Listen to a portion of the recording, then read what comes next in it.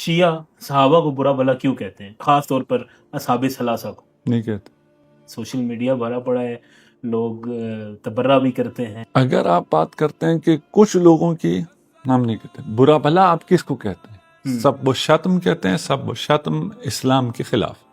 ٹھیک ہے. اسلام کے کسی بھی گروہ میں کسی کو بھی سب و شتم نہیں کیا جا سکتا، گالیاں نہیں دی جا سکتا. اب آپ کہیں کسی شخصیت کے بارے میں میرا ایک نظریہ ہے، وہ نظریہ آپ بھی رکھیں، یہ صحیح نہیں ہے. ٹھیک ہے. آپ کا نظریہ آپ کے نزدیک ہے، میرا نظریہ میرے نزدیک ہے. ٹھیک ہے. اسے آپ بات کرتے ہیں.